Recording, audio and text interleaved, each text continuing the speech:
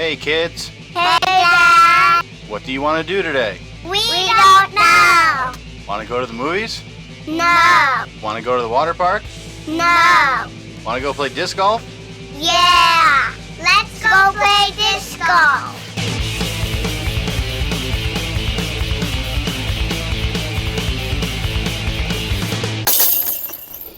Hey guys, welcome back to another episode of RC Disc Golf. A little bit of a change today. We have our first guest here, Jeremy Hoeltke, everybody. Hello, hello, hello. Oh yeah, my cheer button's over there. It's okay. I'm not in my chair today. It doesn't matter. Okay, how do we want to start this off then? You want to ask them questions first, or what do we want to talk? I want to know, okay, I got one right off the bat here. What made you start playing, and when did you start playing? So, 15-ish years ago, I don't know, a couple of good friends of mine from college, they kind of said, hey, let's go play some disc golf. No idea what it was. Went to Dick's, got a Nova starter set, which is like a DX Beast and a Shark and an Aviar. And we actually headed over to Beaver Island, and that was fun. I was probably pretty bad at it. We had a good time. You know, just hung out, walked around. It was a nice summer day. I was like, all right, this is kind of cool. And then once every couple weeks, we'd kind of get together, go out and play, and God only knows what our scores were like. Probably not good.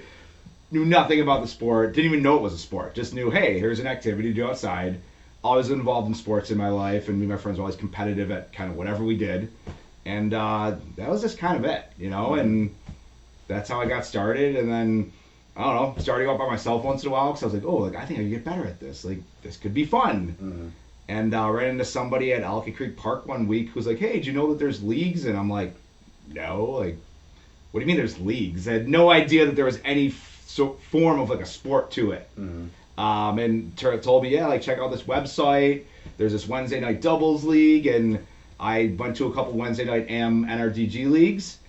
Thought it was fun, met a couple guys that were pretty cool, you know, went out and played with them. And then the next year I was like, you know what, I think I'm going to take this kind of serious and start just going to league every week and being part of whatever community there is, or just learning more about it. And now I'm here. Yeah, that's definitely, so you started with just a league. You didn't go to any tournaments yet? No, the first full year was basically leagues. There weren't a lot of tournaments locally at that time. Okay. I think there might have been like 3 or 4 throughout the season. And like, I was new. I didn't know, oh, there's a tournament. Like, I got to pay more money to go play this. I don't think that's for me. I think I tried one at Beaver like the first year with my one buddy. I think I came in second last. He came in last. You know, we didn't know what we were doing. You know, we just had a good time. It was super windy. It's like, all right, well, we're not going to do one of these for a while. So, yeah, it was just like league the whole first year. Again, formed some friends through the league. And we're like, hey, we'd start to go out and play together. We'd start to get better. And then once we tried a tournament or two, we just kept playing them. And, yeah. Yeah. So, like, at what point did you, like, realize that there were pros playing on tour, and then you could actually watch them on, like, YouTube and see what they're doing? You know, I didn't watch really any coverage. I didn't really know that much about it. Like, I went and played and had fun. And I went and played tournaments, and I had no idea that there was, like, a bigger side to the sport at that point. There was stuff on YouTube, but there wasn't a ton. I'd say the coverage on YouTube really started like 7-8 years ago is when it started. You know, they tried the live stuff, and Joe Mez came around a year or two after that. So before that, finding stuff on YouTube, like, the quality was, it was pretty poor, you know, and B, like, I had no idea. I remember one year at the Luau, I played at one of my first Luau tournaments, and they said there were some touring pros that came, and like Avery Jenkins was there, and a couple others, and like I got him to sign a disc, but had no idea who he was. No idea what it was really all about, but knew, well, other people knew who he was, so this is cool. Yeah. And yeah, just didn't watch a lot of coverage for a long time. Just kind of played. Mm-hmm. Oh. Okay, so then after that, then I'm going off the top of my head here.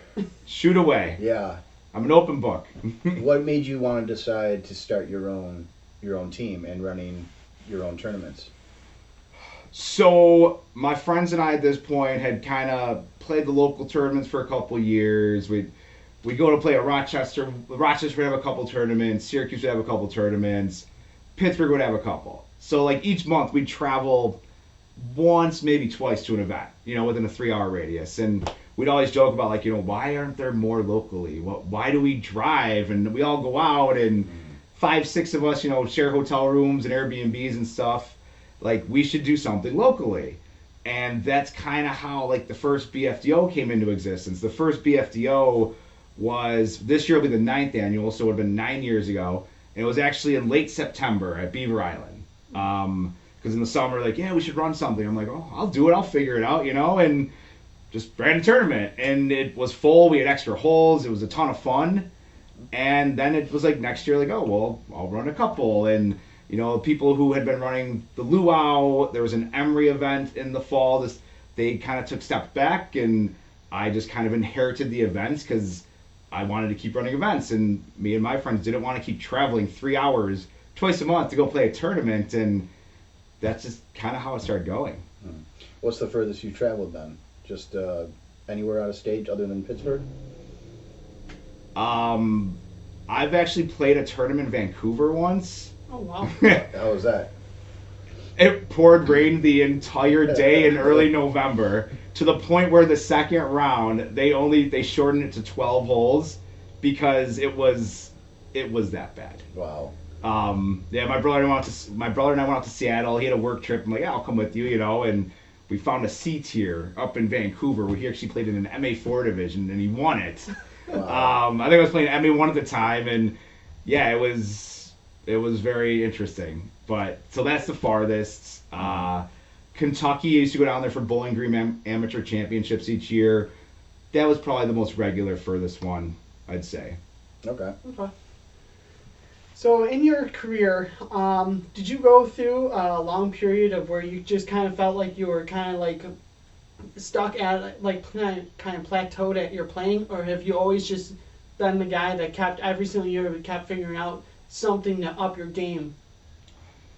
So I had got good kind of fast, in my opinion. Like I made the transition from MA2 to MA1 pretty quickly. And then I stalled in MA1 for a while, but my first season of MA1, I actually won an A tier in Toronto at the end of the year. It was a pretty big one. Simon was there, Yuli was there. Like this is before like big tour stuff. Mm-hmm. So these guys they're just chilling, they're staying in RVs, everything. It was really cool. I then had some major medical situation happen that winter, so that stalled my progress out a lot. So I kind of like reset everything and kind of start over. I then kind of stalled out just in MA1 for a few years. Again, the tournament scene wasn't as big yet. It wasn't like now where tournaments would sometimes fill in the first night. Mm-hmm. Like it would take work to get to like, we'd get like 60 people to sign up and be like, this is amazing, this is great, If a tournament would fill, it would almost be unprecedented. But like the open fields were 8 to 10-ish players, and 4 or 5 of them were really good. So the cashing possibility was slim to none. I never threw that far, so I just kind of stuck in MA1 for longer than I probably should have, and didn't really know how to get much better. I knew I didn't throw that much farther. I didn't know how to do it. There wasn't a million YouTube videos on, hey, here's your form technique, here's this. There wasn't clinics offered. There wasn't like local people offering lessons and training. So you kind of just, there was like 1 or 2 videos online that was it. So that is what kind of really stalled it until I just kind of like hit a point where I'm like, wow, I need to learn a forehand upshot because I don't have one and I don't know how to do it. And every event I'm trying to throw these little backhand putters and I'm throwing them straight into trees in front of me. So it was just kind of like each time I'd be like, okay, what do I need to do better? This is what I need to do better. Well, how am I going to do it? I don't know. I'm going to try to go make it up and keep it going. And basically what happened. Okay, so what do you think really kicked off jumping from that plateau to the next level? Was it amount of just playing different courses, time spent out there, field work, putting out in the yard? Like, what do you think is the best way to excel past a plateau? It's Yeah, you just have to like figure out, like isolate one area, like one or two specific parts of your game that like, hey, like I always screw this shot up in a tournament. So if I don't screw that shot up, like it cost me 3 strokes this weekend, I could save a stroke and a half on average next weekend maybe. And then try to figure out how to do it. You know, when you practice round, like if it's a forehand up shot or like a backhand up shot, like 100 feet, when you go out and play ECP or wherever, just throw that shot no matter where your drive is. Walk down the court, oh, here's about 100, boom, here's a little forehand up shot. Boom, here's a little backhand up shot. Just to like force yourself to do something out of your comfort zone. People don't like to work out of their comfort zones, I've noticed. And if you don't, it's really hard to excel. Like, obviously putting's very, very important. I've always been a good putter. I'm a really, really good putter now. And that's what helped me to stay at the top and kind of get to the open level. And it's kind of fun. The way I became, I think, a good putter is we used to play can jam a lot in the backyard Saturday afternoons, drinking some beers, hanging out, having a nice, Saturday fun day kind of thing. And one week I'm like, yo, like I got this basket, like you got one. Let's screw the can jam. Let's just play like horseshoes, like putting back and forth. So we'd stand in the backyard, get wasted all day, and play putting instead of can jam. And that's where the putting, that was the origination, to be honest. Sounds like a good day to me. Yeah, that would probably help out my putting a lot. Oh, yeah. We made it fun, It was like a fun game. It was, it didn't matter, and just, yeah. Yeah. So, at what point did you, while you were playing, did you decide, hey, I can actually coach and actually see players get better by, like, my coaching? So, I've always felt, I used to manage lots of people in previous careers, and I really thoroughly enjoyed the training aspect of it. Like, even at, like, director levels, I'd go down and work with employees just because I enjoyed it. I didn't really have to, but like I'd pass the manager, supervisor, and go down to the employee level, and I just enjoyed training. I felt like I could relate to people. I felt like they kind of understood. I like to know how things work and operate, as opposed to like, hey, like just throw that.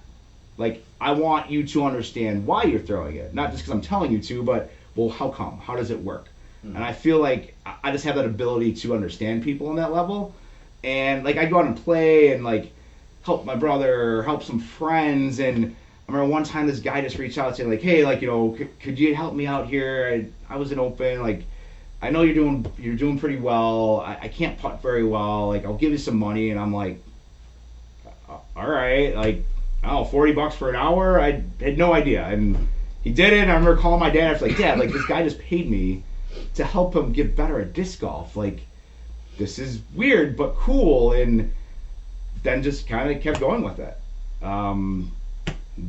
Just now, again, I have a team. It's our 3rd season officially, and I've worked with numerous people locally, some that aren't locally. Yeah, you included. And I just thoroughly love doing it. Like, I love being able to help somebody and get a message like 2 days later, like, hey, like, I just shot my personal best, or, oh, man, I threw this shot on this hole. Like, thank you so much. Like, just that self-gratification is, it means so much more than, like, the monetary value that I bring in from it. Like, I want to see people succeed. And if I can help them do it, and I enjoy doing it, and they enjoy learning, it just makes it all the better. All right. Yeah. What? Okay. Me too. Yeah. How old were you when you started coaching? Or even playing? Playing, like, late-ish 20s, I want to say. Okay. Again, didn't really get serious for, 2, 3, 4 years. Coaching's been like 3 years now, so you don't ask the guy his age. Oh, sorry. Don't make me blush or anything. But yeah, and again, it just kind of fell into it, Okay. So I'm very happy with it, and I hope it continues. And I encourage everybody, if you're actually trying to get better at disc golf and you play 3 tournaments a month and you're spending $150 to $180 on buy-ins a month, like $70 for an hour lesson, I'm going to be able to at least steer you in the right direction or see something that you haven't seen. And, if it helps by 1 stroke a week, that could be like an extra $20 in your AMP payout. And it pays for itself possibly, So that's just kind of my thing. If you're that serious and you play that many events, like, go get help. Yeah. I wish I had somebody around when I was back in MA2, MA1 that could be like, what do I do? I don't know what a next step is. Help me. Yeah. You know, Yeah.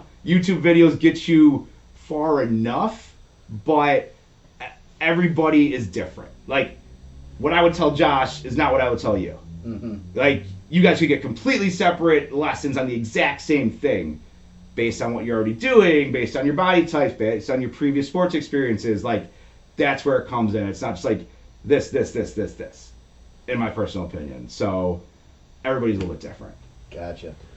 So, was there ever like a pro at some point where you just sat down, dissected form, and then and was like, oh, I'm close to this person, so what can I take from their, like what they're doing and implement it into my game? So, not only one, and it was putting. And again, because I didn't watch a lot of coverage, there wasn't a lot of like clinics out there. And honestly, guys, I'm not gonna lie, for like the last 6-7 years, I kind of just been like, yeah, my distance is capped out. Like, I'm not gonna try and get better. Like, I'm just gonna keep getting older. It's not gonna get greater. And every year, there's like another 10, 15 feet that gets tacked on somehow.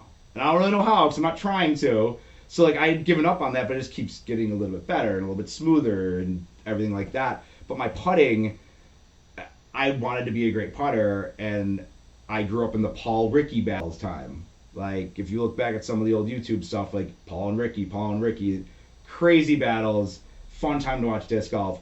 And Paul just had this thing where he'd like crouch down like real slow and just like pop out. And I'm like, well, this dude's the best guy in the world. So he must know what he's doing. So if I try to mimic his putt, I can't be too far off from what's going on. So that would be the only person who I really watched, you know, before I even knew what the proper form or techniques or verbiage was for it. And I'm like, well, I'll do what he does and I'll make putts. And it started working. So back to like you were talking about tournaments back then not really filling up, and then like I came into disc golf post COVID. Like you were the COVID boom babies. Yes. Yep. They better be on there right away and get your stuff filled in. Like last year, I noticed like waiting list, like within a tournament opening up, it was filled within like an hour, and I'm starting to notice this year it's not really the case. Is there a reason why it seems like we're starting to see kind of a decline? So this, I mean, personal opinion wise, I think there's a few reasons. A, we've lost some COVID players now. I think all parts of the world country probably have lost a lot of COVID players because, you know, they get back to their softball leagues or dart leagues or going out doing whatever, where that stuff wasn't really an option for a couple of years. Honestly, like I watch disc golf, or I watch people in disc golf. There's cycles, you know, like 3 or 4 buddies get into it. They start playing. They get a little better. One doesn't get a little better. One gets sick of going to tournaments every week and not cashing, so they stop playing. Now there's 3. And then another one drops out. So now there's only 2 of them, and pretty soon it's like, well, who do I go play with? My friends aren't playing as much anymore. So that's like one part of it. The other part is that I do feel as if there's an oversaturation of events, especially in our area. You know, events used to be, all right, there we go. Here's the event for this month, or there's 2 a month or something. When there's an event almost every weekend and some 2 on the weekend, it is great from like the player perspective. Like, oh, I can pick and play whatever I want. But I think it loses the value of the specialness of like, oh, okay, I'm going to play in this tournament just because there's so many. And that's just my personal opinion on that, of why, you know, it's like, I don't got to sign up right away. There's another one, or there'll still be spots. So I don't really know the answer, but those 2 things put together, I think, kind of make up where we're at. It makes a lot of sense. Do you have a favorite tournament to host or play? I mean, BFDO is my baby. Yeah. I created from day one before I didn't know anything of how to do anything. We're in year 9. You know, it still usually gets the hype. It still usually pops off in registration, no matter how late I open it or how early I open it. People still travel kind of for it, even though like I used to have like 4, 5, 6 grand added cash back in the day. I've lightened that load up a little bit just because it's a lot of work to kind of do that kind of stuff. planning big stuff for it for the 10th, which will be next year. So it's gonna be a big one. Looking forward to it. Yeah, I'm you know, excited. Yeah. Western New York Games is always kind of near and dear to my heart too, because like started that, and you know, it used to be a 2-day, and we do like a final 9 the second day, and it was the first A tier I ever ran, so that one kind of holds a special spot too. BFDO was one of the first tournaments I won. Came back from like bottom of second card, and I won the first one in I think MA1 or something, and so that, you know, that means a little bit too, you know. What's the so in this area here, local area, what is your favorite course to practice at, and what's your favorite one to really attack? I love Bond. I helped design it. Obviously, we have lots of events there now. The shorts and the longs are very different courses. Oh yeah. Longs very strategic. Short strategic-ish, but can really attack a lot of the holes for the birdies. Like my highest rated round ever was on Bond Whites a few years ago. So like that's special. ECP, I used to live in the town of Tonawanda, a few minutes away. When I got put in the ground, like I remember playing there with no tee pads forever, and that's kind of how I learned. You know, you can really learn stuff there. Like it's lower ceiling. It's not just like throw a hyzer. Don't just rip it. That's where I learned to like throw shaping shots. You know, weave around a tree and be like, all right, well if I aim at that and I throw this with a little bit of hyzer and it pulls a little bit right, I'll miss that tree and it's gonna keep going. So like that's how I learned like low ceiling, actually hitting lines as opposed to going to beaver and just like blasting away. Yeah. Yeah. All right, you got something? So, I seen your post the other day being the 5th highest rated player in the state.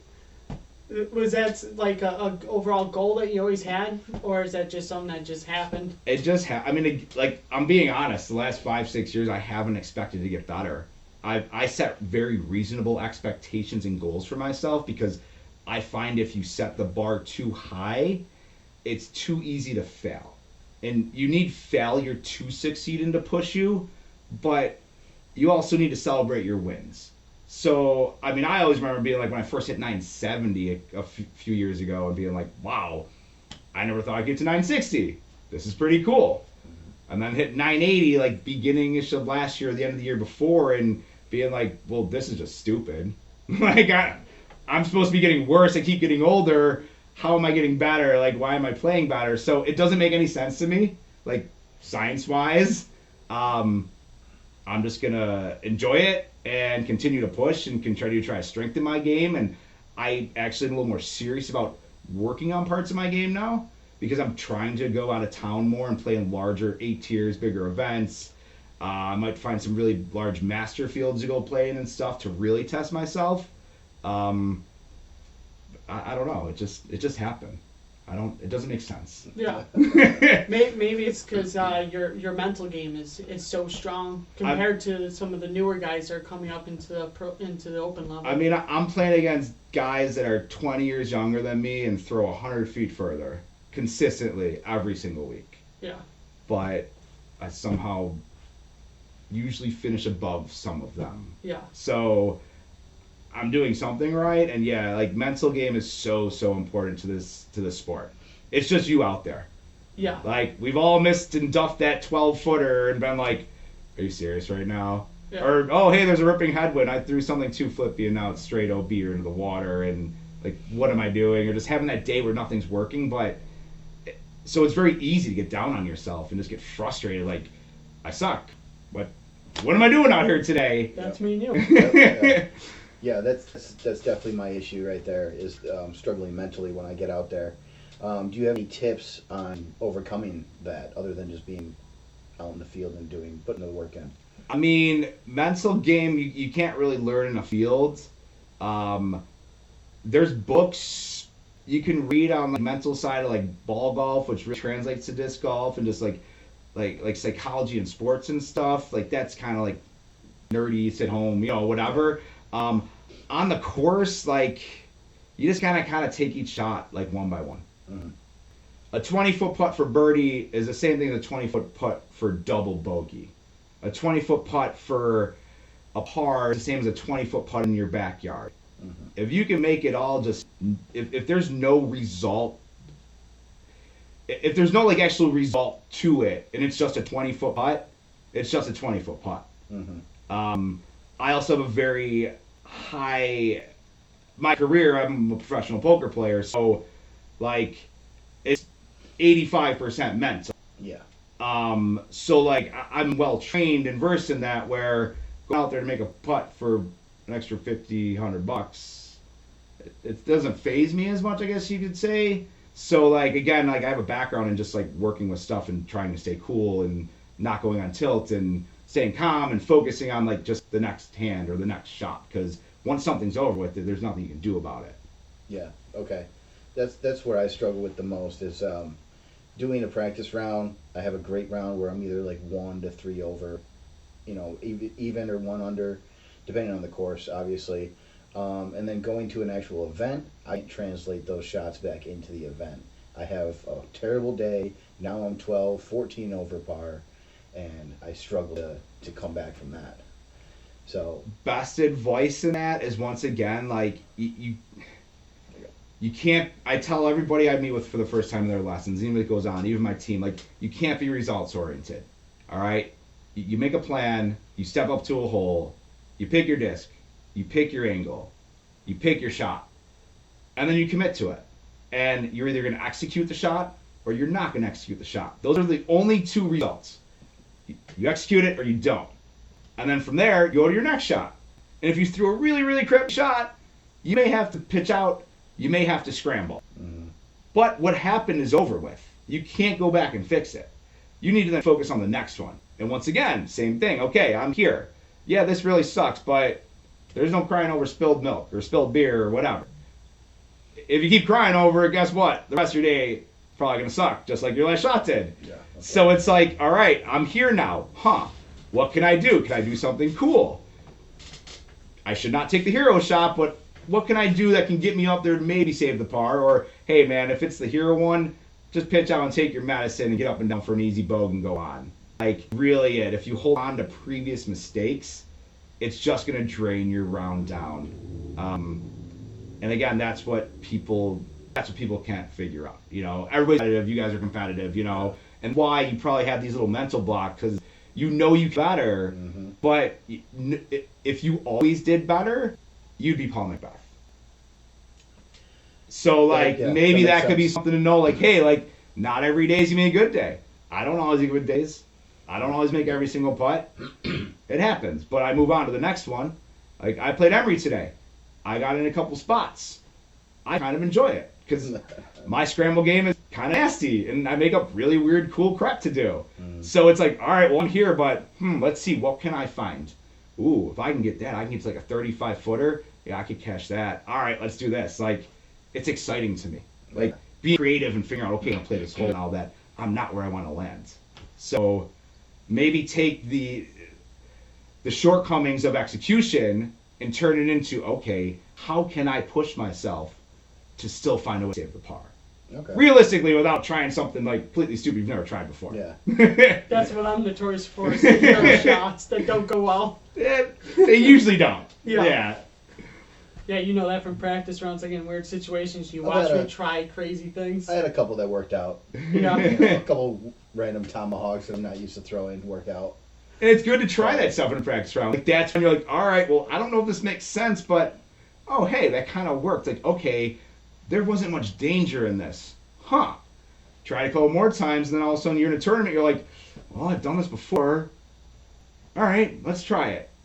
That's all you learn. You know? All right. Yeah. So, do you think, like, ratings should be kind of changed a little bit so that people are more accurate in groups or the divisions that they play in? Because I see a couple people that I think should be up in MA2, and people who jumped up to MA2 probably should still be in MA3. Like, and I don't know when I should jump up, or even if I should even think about it. So ratings is a flawed system. Everybody's pretty well aware of it. There's no point to debate back, like why it's good, why it's bad, what's wrong with it. Here's what's wrong with it, is that you have a full year of ratings on your thing. Which makes total sense. That's what it should be, okay? they fall off month by month then on like a 12-month rolling cycle or however it works, okay? But like what you guys were doing 10 months ago is probably not how you're playing now, all right? Yeah, it's complete different. So even though they weight the ones closer a little bit more, again, some people are so much more ramped up and higher than their actual rating shows. So then in an event, like if there's 7 of you that are all ramped up much higher than what your actual rating shows, the ratings won't be as good because it's based off what that number now. Overall, it's a good guide. But in regards to rating yourself out of division or moving up, it's not a great guide, I'd say, because, yes, some people are rated 870 and they're realistically averaging 920 an event right now. They've gotten that much better. There are some jumps in ratings that are easier to conquer than others. But from like 850 to like 890, I don't think is that hard of a jump with a couple minimal changes. Going from like 890 to 920, now you got more of a difficulty, okay? Mm-hmm. So my opinion on when to move up and whatever is, yes, ratings, be aware of them, but if you're rolling in top cards, a handful of us in a row in division, you should probably start having the conversation with yourself about it. I mean, MA3 to MA2 still playing the same tees, so not as major of a move. MA2 to MA1, that's a little bit of a different story, because now you're playing long tees, and that's a whole nother beast that people may not even understand strategically, like, what to do, because you're not going to just go out there and deuce everything. But yeah, if you find yourself there for like 2.5 months, like just, I've been on like 6 lead cards, and you may not even win anything. You may never win an event your entire life because Joe Schmo could come out of nowhere and shoot the day of his life.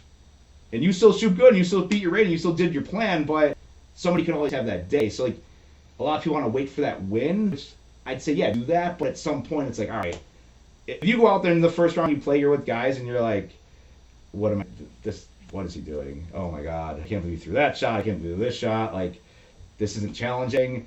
You should probably think about testing the next division. Does that make sense? That makes a lot of sense, yes. Makes perfect sense. So in the disc golf scene we have here right now, in the spot that it's sitting in, do you like where everything is as far as how many leagues we have, how many events we have, how many people sign up, or do you think there's still room for a lot of growth in our local scene? I think that in compared to the past, and obviously I've been a leader in this community for a while now, I think that our scene is at a really, really healthy spot. A lot of times there's politics involved between parks, between groups. That's common to any area in this country, okay? Yeah. That is not just Western New York. This happens everywhere. The lines of communication and the relationships that have been built between a couple of groups and between the governments and the parks is really healthy right now. I've seen more work days actually have some attendance already this season than probably any other season before. That's a great sign. Mm-hmm. I'm seeing more people really step up and actually doing stuff and helping and wanting to do more. Like everybody says, oh, I want to run a tournament, but like we don't really need that. We need tee pads worked on, and we need like, all right, go clean up some garbage, which our courses aren't really that littered, so that's not realistic anymore. But like, hey, like we need to go trim some stuff here, or hey, we're doing this. Like, that's what needs help in the area, and I'm seeing a lot more of that than I have before. And I personally, as a leader in the community, couldn't be happier with where we're at. But yes, there's definitely always room to grow. That's kind of, did that answer it enough? No, yeah, if you want more, like, feel free to follow the question. Like, that's good. It's gonna lead me into this one then. It's like, 'cause we're right by Pinewoods Park. Everybody knows the situation with that. Yep. We don't need to go into full details with that, but I'm gonna definitely miss playing a full 18 at Ellicott Creek. I mean, Pinewoods. You said yeah, I'm sorry, I'm all over the place. Yeah. Pinewoods. I know what I'm saying. Yeah, Pinewoods Park. I'm definitely gonna miss playing a full 18 there, but even with it coming back in with 12 holes, will still be good for just practicing, I think. I did hear a rumor about a couple of new courses popping up. Is there something to say about that? You don't know? I mean, there was a post that there is a new course that will be going in the grounds. I don't know where it is, though. You don't know where it is either? it's Put you on the spot they're today. that information will be released when it's ready to be released. Okay, all right. Yes. I'm just hoping it's close near me. That's all. I miss my 2-minute drive to a nice practice. You round. won't But have a it's okay. 2-minute drive. I can it's guarantee you that. That's all and right. yes, it is a shame that Pine Woods is not going to be what it used to be. Mhm. I think it's definitely a little bit of a setback. I can say that there are conversations amongst the leadership in the community about finding something else that could be Pine Woods-esque. Okay. This stuff just all takes time, Mhm. and it takes a lot of dotting I's, crossing T's, and meeting with people, and this and that and everything else. But we definitely want to find the next Pine Woods somewhere. Okay, that sounds good to me. I just lost my thought. I did get an ace my last round. I played Pine Woods. My only ever Pine Woods ace, so Yeah, at least I went out with a bang. I've yet to get one. I have 2 aces at Pine Woods. That's my only 2. It was hole 18 with one of my putters, and then I think it's 10 or 11. It used to be old hole 2. Okay, old hole 2, yeah. Yeah. I got 1 in February with a skip ace forehand, Mhm. and I throw minimal forehands, and I never had a skip ace forehand, so that was pretty special. Right out of the car, no warm-ups, boom, Mm-hmm. my last Pine Woods round. Okay, here's one. I've noticed this with me playing. I first started pretty much forehand only when I first started. Then I realized I can actually get some better distance throwing a backhand shot. So I'm mainly throwing backhands with some understables with hyzer flips and some overstable flex shots. Now my forehand doesn't seem to be there at all like it used to be. Is that something that's natural occurring with a lot of players, or if it's Yes. okay? You don't use it as much. That's true. So the reason why it doesn't feel like it's there like it used to be, it definitely is still there like it used to be. You just don't use it as much, which means you don't practice it because you're not even using it on the course as much. Mm-hmm. So when you have to, then you're not as confident with it because it's not as fresh in your mind and your muscle memory. Gotcha. So one way to kind of maybe bring that back in and make it feel more comfortable for you is like play around where you're like, all right, I'm gonna do my normal shot and I'm gonna throw a forehand shot Okay. off the tee. Like just throw 2 shots. Even if the shot doesn't call for a forehand, try one. Figure out, oh, well, this is just a normal backhand righty hyzer. All right, well, let me try this super understable disc and flip up a forehand Annie Okay. and start testing your angles. You know, like that will then also make you more comfortable with bringing that back into your game. Because I know a lot of people that have had that same kind of thing happen with them, and that's all it really is. Yeah, I went to Ellicott Creek yesterday, and I did do that on a few holes. ECP's great. There's like most of the holes you can play Pretty open left or right. both ways and find different lines, and like that's where I practice my forehand a little bit. Like hole 1, 2, 3, I throw both ways, and it's like, all right, cool, I still have this. Yeah, I just recently figured out I can go because I'm a lefty player. Oh, okay. So hole Oh. one, I usually just forehanded all the time. Absolutely. It's more open. I can actually do a pretty big hyzer around the left side and get there within the same distance as my forehand on the right side. I just recently did that. Yeah, that's really cool. I usually hit the tree right in the middle. Right in front, so that's why it's forehand off the right side. But it's all right. I did have a nice skip ace last year. No, almost skip ace last year on hole 2 through there.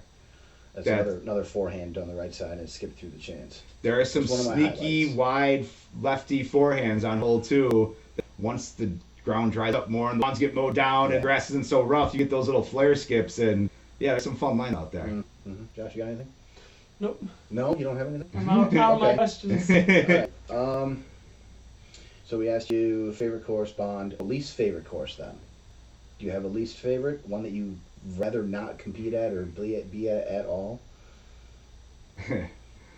I don't know. Yeah, I don't care. Chestnut Ridge. Okay. The tee pads are borderline dangerous at times. I know a bunch of people are ridge lovers because they grew up there. The course just needs a Needs some more. lot. It's also not that close to me. I'll say that. Mm-hmm. I'll also say that it definitely was back or righty forehand friendly, and I never really threw a forehand, so that probably jaded me a little bit. Okay. I just was never. The course used to have a lot of litter and stuff too. I mean, we're going back like pre-COVID. Yeah. So I just kind of like stayed away. All you ridge lovers out there, I'm sorry. Just being honest. It's been a year or two since I was there as well, but Emory's my course I try and avoid, but I'm going there next week. So Emory can be fun. Emory is hard for me. It's a drive to get out there, and I struggle playing it because I don't go out there very often. Yep. It's a Maybe weird once a year. backhand course. Oh. Emory's no joke. Yeah. You know, the pads are great. A lot of people did a lot of great work to get all that up to shape that it's in. So that's awesome. Because try playing tournaments at Emory with no tee pads in the mud when it's raining. Oh yeah. I've done it many times. Not the course you want to be doing it on.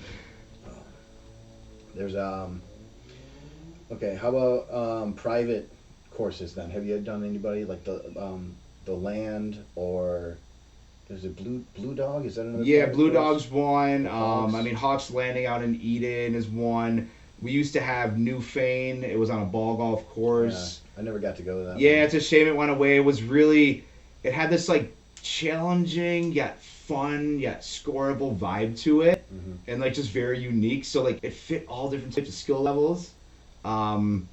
Just again, businesses move on and things change in people's businesses. So unfortunately, we lost that. The Land I went out and played, great piece of property. I'm pretty sure there's a tournament there each year. The Honeybee, I think Mike Hahn helps run it and stuff. Great event. He does a great job with it. Cool piece of property. Fun course. Don't get out there as much as I should, but again, it's so far away. I haven't played Blue Dog personally, so I don't know what that's like. Doug's at Hawks Landing. Really technical. 3 sets of tee pads. Super fun wooded stuff. Definitely will teach you how to like hit weird angles and everything like that, and do a lot of ace runs. Yeah, I keep being told to go out to Hawks, but I would like it. I've never made it. Everybody should check it out. Like just to see what it's very different style of course from your normal art. It's not very long in distance overall, but again, you got to try and you kind of learn like I can make a disc do that. So that would be a struggle course for me. yeah, it's a fun little let out ace runs and stuff, but it can be very frustrating because they're tight. Yeah. So do you think so Newfane's gone on a ball golf course? I just call it golf. I don't like saying ball golf, to be honest with you.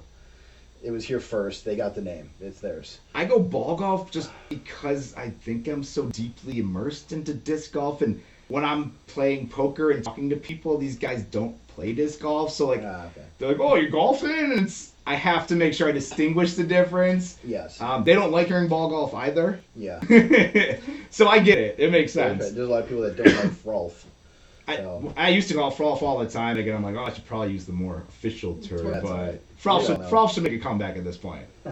Maybe. So with the all the golf courses, actual golf course, ball golf, whatever anybody wants to say it, with all those courses around here, do you think in the future there might be a chance to put disc golf courses like on those courses as well, like the Pro Tour does every now and then?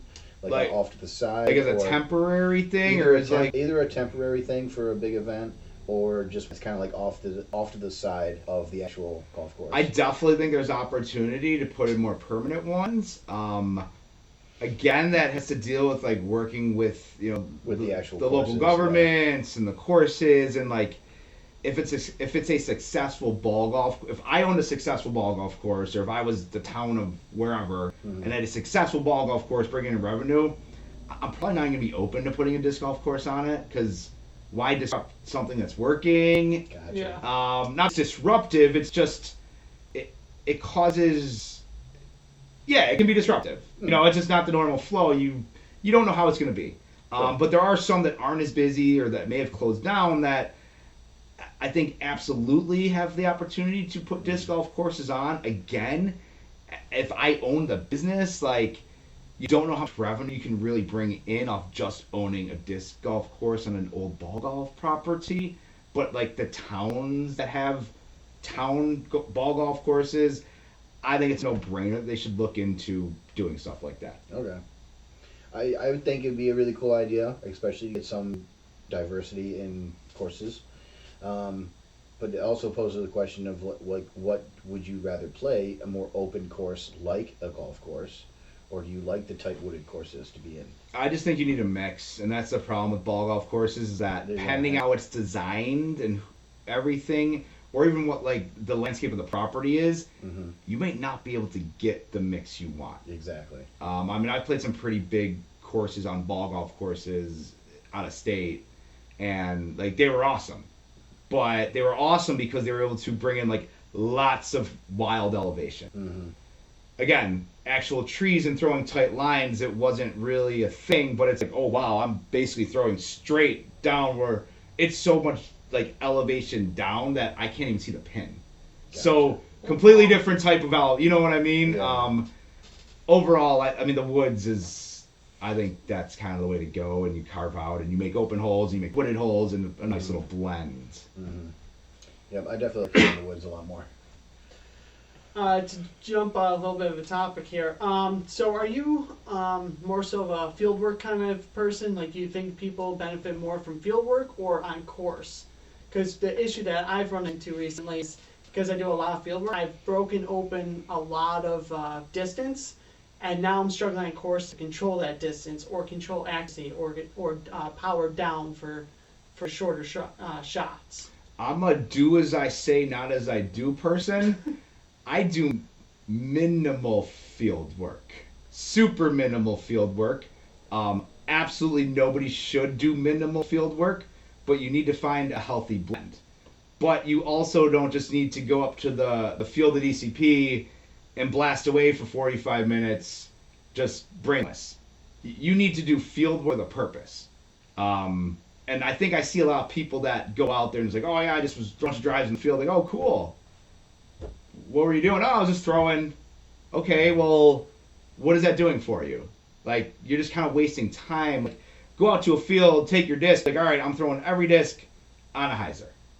Putter, flippy mid-range, beefy mid-range, flippy driver, beefy driver. Throw them all in the same angle and see what they do, so at least you're learning. Or again, if you're struggling with the forehand, all right, I got out there and shoot some forehand run. Mm-hmm. You know, you're throwing with a purpose. You're getting that feeling back. You're like, oh, there it goes. Like, try and push them harder. Try to let them up a little bit. Again, know why, excuse me, know why you're doing the field work and like what your goal is with it. And putting is, everybody should putt for like 20 minutes a few times a week. If you're going to play around, get there 20 minutes early. Putt for 20 minutes. Or if you're going to play around, putt for 20 minutes, then play around. That's how you're going to get better. Yeah. Okay. So, for approach shots, because this is definitely something that I'm always kind of like struggle with. Mm-hmm. Sometimes it's on, sometimes it's not.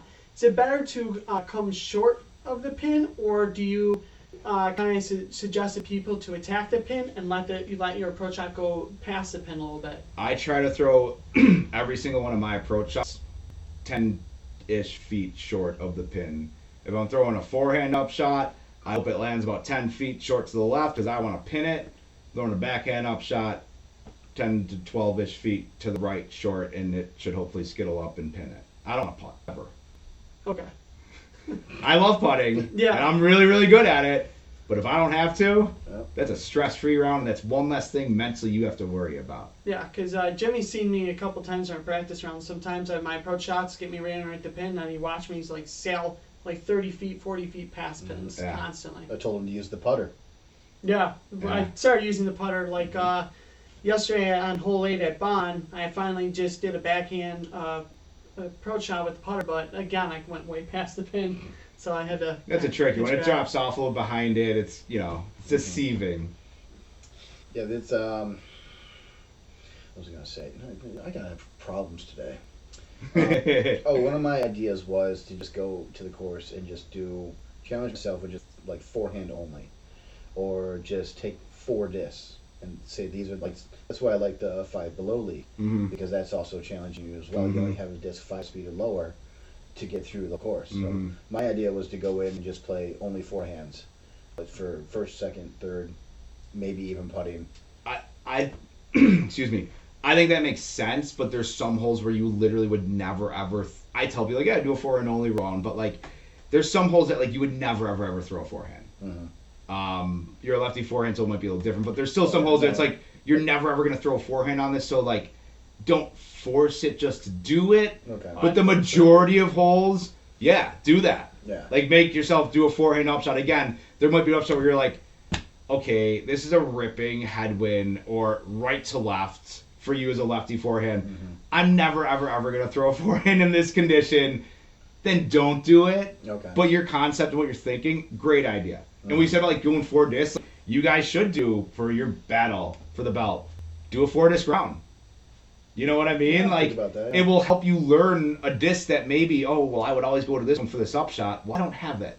Oh, wow.